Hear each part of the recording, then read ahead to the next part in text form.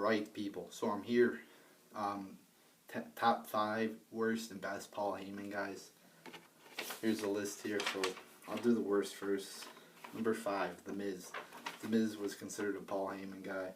I mean, he's not horrible or anything, but I mean, he's not the greatest wrestler, and I mean, he can cut a pretty good promo, but especially as a babyface, he was pretty boring. As a heel, I mean, he's not that bad as a heel though, but still, he can't really wrestle that good, and I mean, he does cut some pretty good promos at times though. Number 4, Curtis Axel. Curtis Axel isn't really that good. I mean, he showed some wrestling ability, but his promos weren't that good. Again, his wrestling ability, it's not like it was that good either. Number 3, Ryback. Ryback fucking sucked. I mean, he just goes around pounding his chest, doing fucking, botching. CM Punk talked about his botching in his podcast interview, and Ryback, Rybotch, whatever the fuck you want to call him, can't fucking wrestle, can't really cut a promo either. So yeah, Ryback sucks. Number 2, Big Show. Big Show's a big fat ass who can't wrestle either. Walks 2 miles an hour down to the ring. Takes him like 5 minutes to step over the top rope. He's slow as fuck, he's fat as fuck, he's boring as fuck, he's old as fuck. He fucking sucks, he needs to fucking retire. And number 1, Lesnar. Lesnar. I like Lesnar. He was a beast, he was a monster. He looked great with Heyman at his side, cutting great promos. Then he left for fucking 3 months, and now I hate his ass. Top 5 Paul Heyman guys now. Number 5, I decided to put some of the old Paul Heyman guys, I guess. So I decided to put Austin here. I mean, Austin might be rated higher, but I never was around really to see Austin in his prime. So I wasn't gonna put him at 1 because I haven't seen him really. I put people who are 1 through 3. People who I have watched. Actually that when I was watching the company.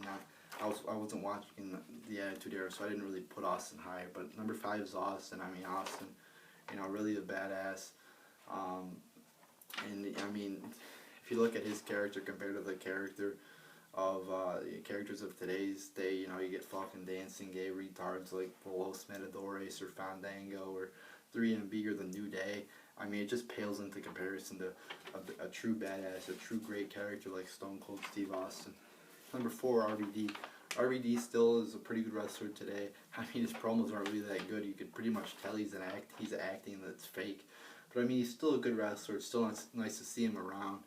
And I mean, if you watch a lot of his tapes from back in the day, I mean, he does some pretty cool moves and shit. And yeah, I mean, I really enjoy RVD. Number 3, Cesaro. Cesaro, unfortunately, it didn't work out with him and Heyman, but Cesaro is still a really great wrestler. Can put on some really great matches. They haven't really given him a chance to thrive on the mic yet, but I still think he has a great future in WWE if they treat him right. Number 2, CM Punk. CM Punk is a fucking, really good talent in WWE. Too bad he left. Could cut a great promo, could wrestle a great match. He was very talented, and it worked with him and CM Punk because they were actually friends in real life.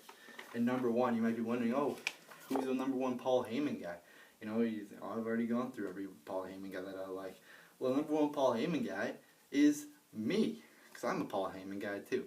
So yeah, the number 1 Paul Heyman guy is myself. So there you go, people. Number 1 Paul Heyman guy. Always remember, number 1 Paul Heyman guy is the Ruthless Reigner. So there you go, people.